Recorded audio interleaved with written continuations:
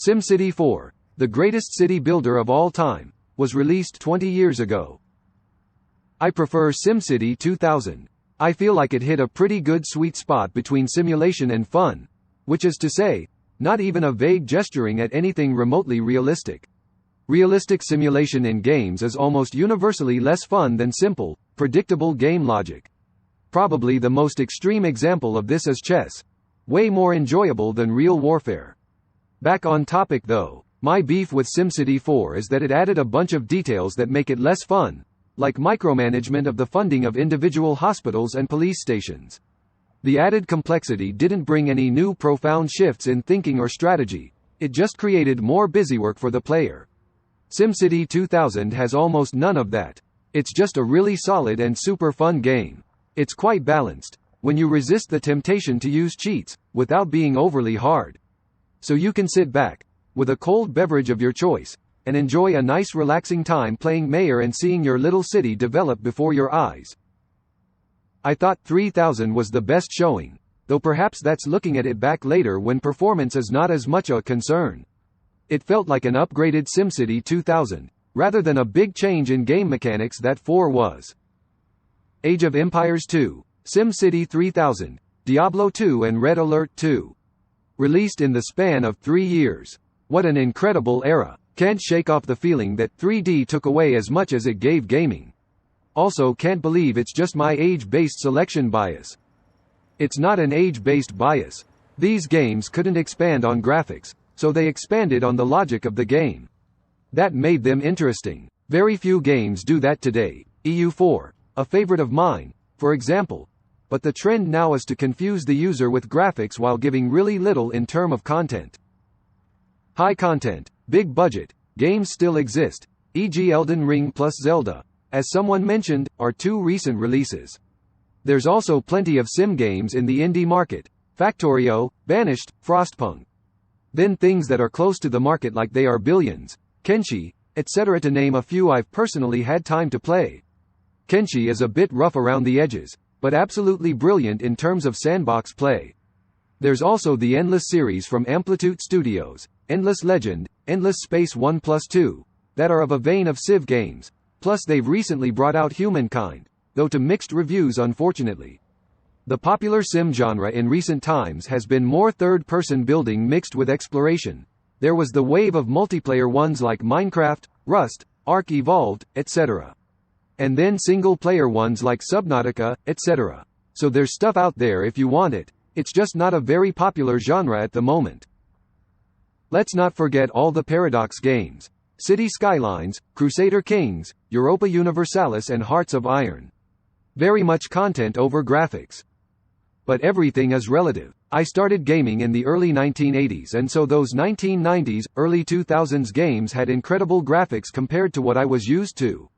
And I'm sure people who grew up earlier on things like 1970s Pong would think my 1980s games had amazing graphics. The argument, games back then cared about gameplay rather than graphics, ignores that every era has tried to make graphics as good as possible. I'm sure the future will look at our nearly photorealistic graphics of current games and find them quaint compared to their holographic graphics or whatever. Red Alert 2. That was such a fun game. One thing that has been majorly lost in games now is the ability to create levels too. I loved the creation part. Creating a competent and usable level editor that you can publicly release is a lot of work, and unless you can somehow turn it into a major selling point for the game, you will be hard-pressed to afford it.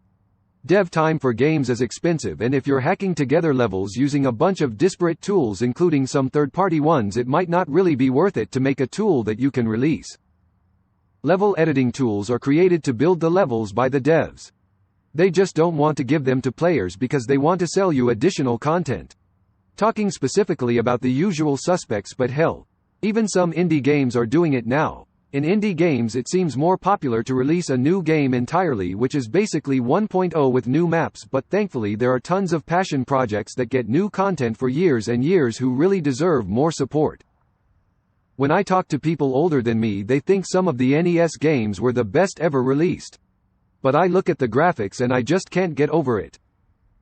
You're definitely onto something, and it's not just an age bias. I can think of a few 2D games released in the previous decade that continued this trend. Terraria, Stardew Valley, Factorio, Rimworld, Celeste, Hades. When these games came out, the PC game market was smaller with less competition. Programmers and game makers drew from what they grew up with, which was tabletop board games. That's why the instruction manuals were thick, like a D&D manual. The rules were incredibly complex, and the learning curves were steep. These games were a product of their time, and you definitely do have an age-based selection bias. Same here. SimCity 3000's the one that really hit the right spot gameplay-wise for me. Prettier and deeper and more polished than 2000 without departing too far from 2000's core mechanics or simulation approach. We already have OpenTTD and OpenRCT. Maybe someone somewhere is creating an C++ remake of our favorite isometric city simulator, with multiplayer support. SimCity 2000 is definitely my favorite. I'm surprised someone hasn't made a version of it with a larger map, or infinite map. Take that one step further. Start with a virgin Earth, with sufficient, but finite, number of players, and a modeled global population. You build cities that effectively compete with each other for population. In other words, an alternate history of population and human development. A multiplayer Sim Earth. 100% agree. Fond memories of SC2000. The open creation of any layout you could think of was my favorite aspect of the game. Anyone have a particular recommendation on how to play SC2000 today on Windows 10? The ability to import a SimCity 2000 map into SimCopter was amazing for the time. Emo. I remember flying around cities. I had worked really hard on thinking how the crossover between the two games was really cool. Haven't seen it mentioned yet, so I also want to raise a toast to the wonderful music of SimCity 4. I think SimCity 4 is the best city simulator game. Cities Skylines is an excellent city painter, however. All of these city games need to simulate bureaucracy. For example, if trying to demolish an apartment, you need to solicit 400 approvals and gain local support before doing so. Or to build to a railway, you need to buy out all of the land and organize environmental studies for every square foot of it before laying track. While this would be more realistic, the majority of players would stop playing the game.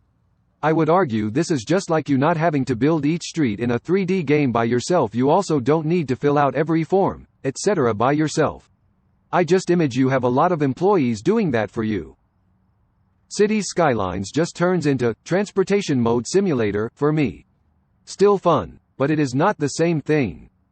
What's worse is that CS is a transport simulator that's heavily biased towards cars, to the point where every new game starts off with a giant unsightly freeway in the middle of your town. I hope CS2 is more agnostic on transport mode.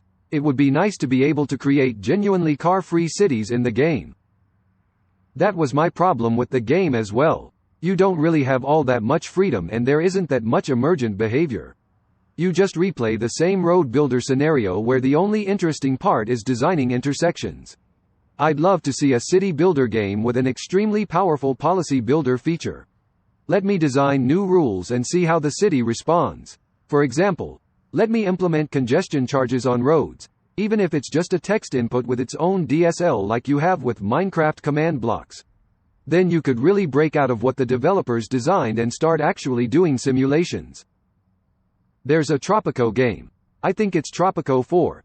That is very realistic in that you don't need to literally make roads and asphalt all the things, and roads don't need to be car-centered.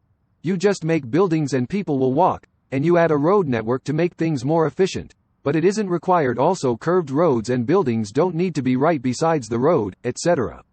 SimCity 4 is more like a suburbia simulator. Emo.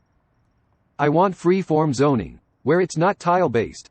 CS can do something kinda like it, but it's still just tiles in the end, with empty space between. Emergent paths would be fun, too.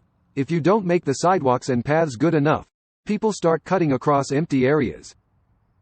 Pardon my ignorance, but what do you mean with painter? At a certain point in Cities Skylines you stop having any real challenge to make money or to keep your city running, so it becomes pretty much a sandbox. You can make the city look pretty much however you like instead of being bound by the needs of the city. In effect, you can just paint whatever kind of city you like onto the terrain. There's still a little challenge to deal with transportation, but it's fairly trivial to solve when you have effectively unlimited money in the game. It has 4 fewer arcologies than SimCity 2000, so it is hard to evaluate the truth of this statement. Yes, the arcologies were fun, but they were also game-breaking, and building them completely changed the nature of the game into something unrealistic that frankly didn't really work. So not having them isn't a huge loss. Nostalgia wave at seeing images from this game again. I like cities, skylines, but I'm a little turned off at how central the traffic management is to the gameplay. Maybe I just never figured out all the right optimizations, but it feels like after a certain city size you're just spending all your time reworking your roads. That's actually why I like the game. Logistics is everything. A city is not merely a beautiful arrangement of buildings, it is a machine with many moving parts. If you neglect the movements, the city won't function and your people will move out. Unless it kills them first. I have fond memories of SimCity 1 and 2000. I currently play Cities Skylines, but it has its cons. I hope Cities Skylines 2 will have less central traffic and we can zone without road.